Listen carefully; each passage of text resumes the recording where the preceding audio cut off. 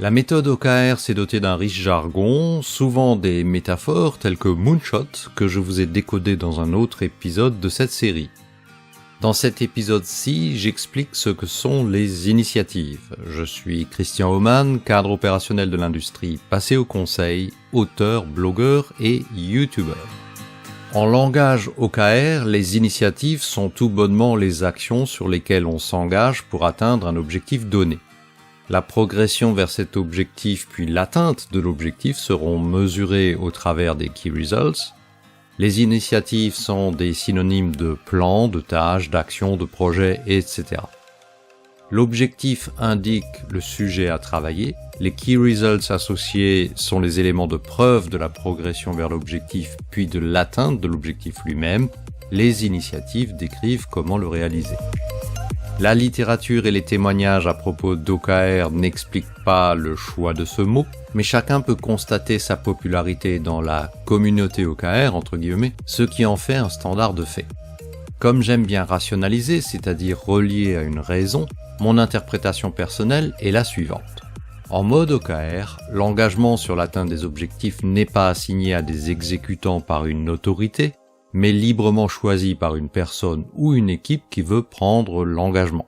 Je rappelle également que la plupart des OKR sont proposés par des participants en mode bottom-up, ce qui justifie le terme initiative.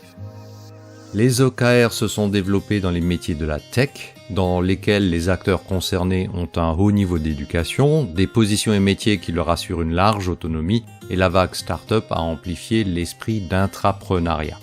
Juxtaposés aux pratiques agiles avec les scrums, les huddles et autres rituels, les OKR ont facilement trouvé leur place.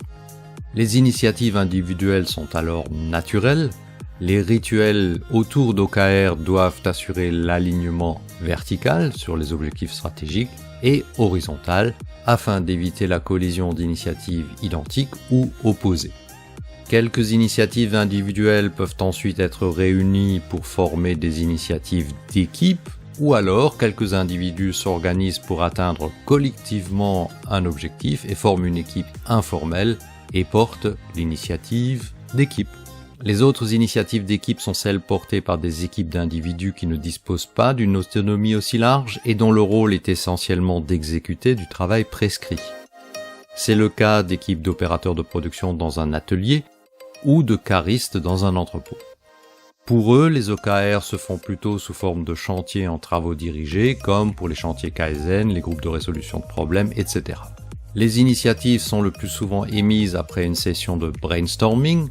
La notion de brainstorming dans ce contexte est relativement large et désigne aussi bien des sessions de remue-ménage formellement organisées et structurées que l'apparition d'une idée, quelle que soit la méthode de stimulation, qu'elle soit individuelle, collective, informelle, codifiée, etc.